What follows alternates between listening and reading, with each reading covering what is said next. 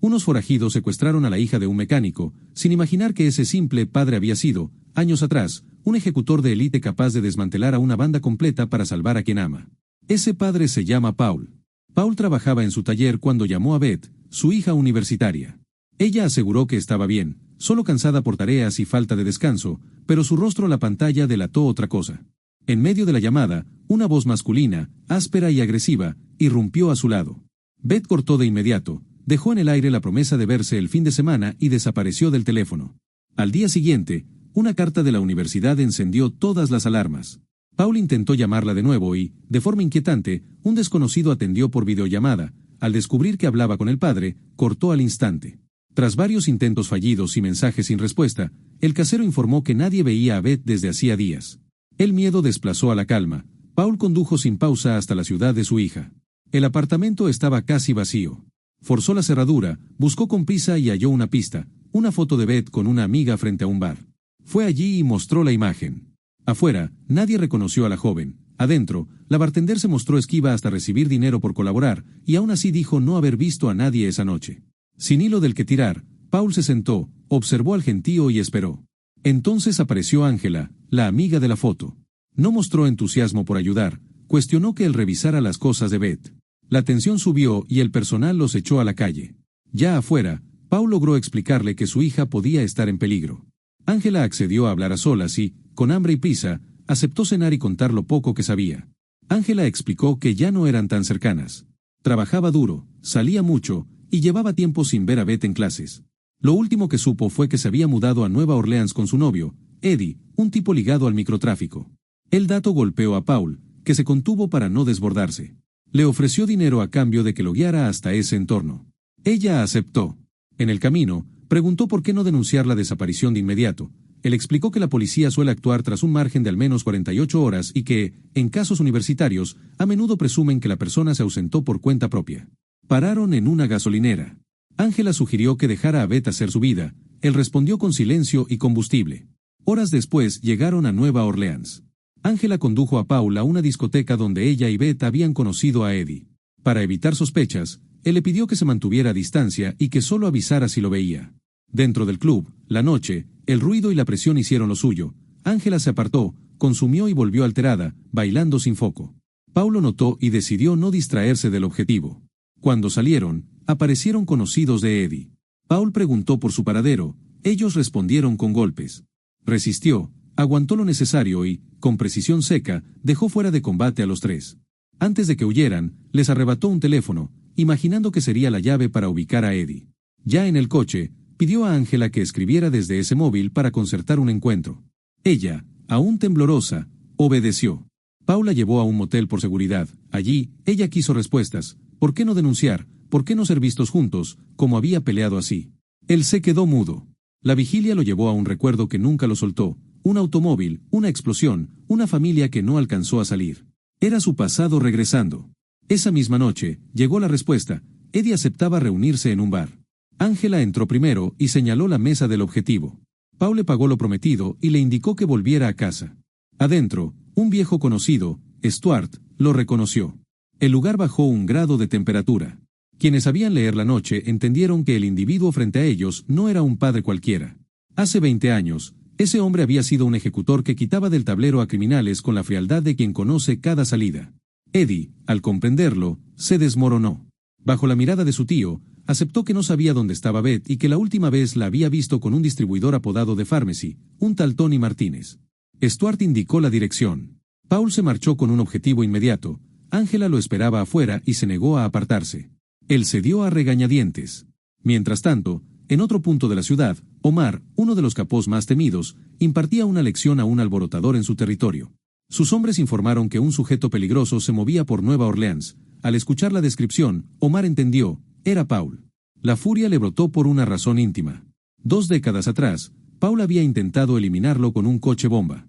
Ese día, la esposa e hijo del capo usaron el vehículo. El estallido los alcanzó. Desde entonces, Omar vivía con esa pérdida clavada. Ordenó a su lugarteniente, Mark, traer a Paul vivo y reunir a la gente necesaria para la cacería. La emboscada no tardó. 2 hombres de Omar atacaron a Paul y Ángela en plena carretera. La persecución fue breve. Paul maniobró, invirtió la presión y en cuestión de segundos neutralizó a ambos.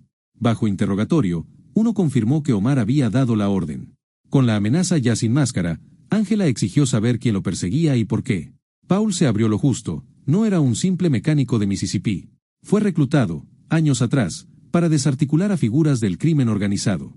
Relató el plan fallido contra Omar, el horror de ver a inocentes en el lugar equivocado y la decisión de desaparecer para siempre de ese mundo. Explicó que ahora solo importaba llegar a Beth antes que el capo y que cualquiera que se cruzara en el camino pondría sus vidas en riesgo. Buscando apoyo, Paul condujo hasta un hotel de un viejo aliado, Sam. Expuso la situación. Sam conocía el apodo de Pharmacy y aportó datos de Tony.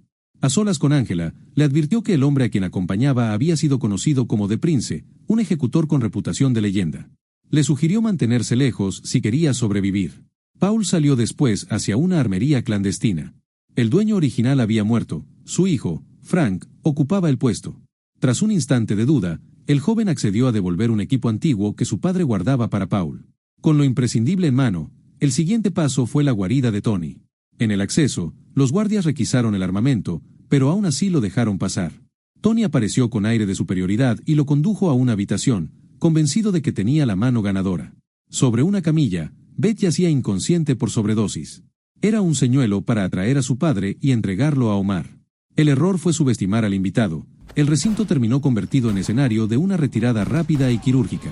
Tony y sus hombres quedaron fuera de juego y Beth, a salvo, en brazos de Paul. Cuando Mark llegó, solo encontró rastros del combate. De regreso al hotel de Sam, Paul curó lo inmediato. Beth despertó con Ángela a su lado, desorientada y arrepentida. El padre aseguró que el vínculo entre ambos seguía intacto y que lo importante ahora era salir con vida. No hubo tiempo para organizar nada más. Los hombres de Omar cayeron sobre el edificio y se desató un tiroteo. Las balas cruzaron pasillos y paredes, el ruido lo llenó todo. En la confusión, Ángela fue capturada y luego, con Temple inesperado, reapareció con un coche para facilitar la huida de Paul. Beth, en cambio, fue arrancada del lugar por la gente de Omar y trasladada hacia el capo. Consciente de que el reloj corría, Paul pasó por la tienda de Frank para reabastecerse. Mientras tanto, Omar habló con Beth. La culpa acumulada durante años se transformó en monólogo. El capo consideraba a Paul responsable de haberle quitado su familia. Notó también que la joven era dependiente de sustancias, lo que añadió presión al chantaje. La respuesta de Paul no se hizo esperar. Con el vehículo cargado y las rutas estudiadas, condujo directo hacia el epicentro del enemigo. La entrada al complejo fue una sucesión de coberturas, pasos medidos y decisiones sin vacilación. El primero en salirle al paso fue un anillo de seguridad que cayó con rapidez. Los pasillos dieron paso a salones, los salones, a corredores con más de un obstáculo humano. Paul mantuvo la cabeza fría. En mitad del avance, apareció Mark, el lugarteniente. La pelea fue dura, cerrada, sin margen para errores. A pesar del cansancio y de las heridas que ya arrastraba, Paul se impuso. Mark quedó fuera de combate y el camino al núcleo quedó abierto. Al fondo, Omar aguardaba con Beth como escudo. La escena buscaba forzarlo a elegir entre el objetivo y la vida de su hija. Paul trató de reducir distancia sin provocar un disparo. El intercambio de posiciones fue una coreografía tensa. Omar elevó el arma. Paul, con reflejos afilados por años de supervivencia, desvió la línea de fuego y respondió con precisión. La amenaza principal quedó neutralizada en el acto. El silencio posterior fue el de los edificios que retienen el aliento tras el estruendo. Beth corrió hacia su padre. Él apenas se tenía en pie, pero conservaba lo esencial, la determinación de salir de allí con vida. Afuera, Ángela esperaba en el coche. Su breve secuestro había terminado en fuga, y su regreso con el vehículo facilitó la salida. Paul ayudó a Beth a subir, él ocupó el asiento que encontró. La ciudad, envuelta en luces y sirenas a lo lejos, quedó detrás del parabrisas. No había celebraciones ni frases grandilocuentes, solo respiraciones profundas de quien consigue, por un momento, estar fuera de la mira. El camino los alejó del epicentro y los devolvió a una certeza sencilla: seguir adelante. En retrospectiva, todo había iniciado con un padre que notó un gesto fuera de lugar en la pantalla del teléfono y se negó a mirar a otro lado. Ese impulso lo llevó de un taller a un apartamento vacío, de un bar a una carretera, de una discoteca a una guarida, del pasado que intentó sepultar al presente que no podía eludir. Cada eslabón de esa cadena lo empujó hacia la misma dirección: rescatar a su hija. Ángela, que empezó como un contacto casual, se convirtió en apoyo real. Su insistencia en no abandonar a Beth, su capacidad para seguir instrucciones bajo presión y su regreso con el coche en el momento crítico marcaron la diferencia. Sam, desde su hotel, Pagó el precio de ofrecer refugio en medio de una tormenta. Frank, con el legado de su padre sobre la mesa, eligió devolver un equipo que no debía volver a salir de la sombra, pero lo hizo porque había una vida en juego. Y Mark, fiel a su jefe hasta el final, encarnó la pieza que sostiene a un imperio que no admite vacíos. Beth, por su parte, cruzó un umbral del que cuesta volver. La dependencia la había llevado a espacios donde la voluntad se reduce, y su nombre fue usado como moneda de cambio. El reencuentro con Paul no borró lo vivido, pero permitió ponerle un límite a una caída que amenazaba con ser definitiva. El trayecto fuera del complejo no garantizaba nada más que eso: una salida, un espacio para recomponer lo inmediato y, con suerte, para decidir el paso siguiente. La figura de Omar se apagó en el mismo sitio donde había intentado ajustar cuentas. La pérdida que arrastró durante años dio origen a una cadena de violencia que encontró respuesta. El pasado de Paul, que nunca dejó de pesar, se reencontró con su presente cuando dejó de importarle la cobertura y avanzó con la claridad de un objetivo innegociable. En ese avance no hubo discursos ni códigos escritos, solo la urgencia de recuperar a su hija y sacar a quienes podía del alcance de una maquinaria que convierte a las personas en piezas. El coche siguió. La ciudad mermó. La autopista se abrió. En el asiento trasero, Beth mantuvo los ojos entreabiertos, el pulso se estabilizó con el paso de los minutos. Delante, Paul sostuvo el volante con manos heridas y respiró hondo. Ángela mantuvo la vista en el espejo, atenta a cualquier sombra. No había promesas, planes o balances. Había movimiento, y el movimiento, por ahora, bastaba. Cuando el amanecer amenaza con recortar los edificios en perfiles dorados, los tres continúan lejos del ruido. Lo urgente está hecho, la hija está con vida, el principal peligro se apagó y el pasado, por más que regrese, no tiene por qué decidir cada paso futuro. El resto, lo que se repara, lo que se corta, lo que se intenta de nuevo, tendrá su momento. Por ahora, la carretera y el silencio comparten la cabina, y la meta inmediata es simple: encontrar un lugar seguro y empezar, de nuevo, por el principio.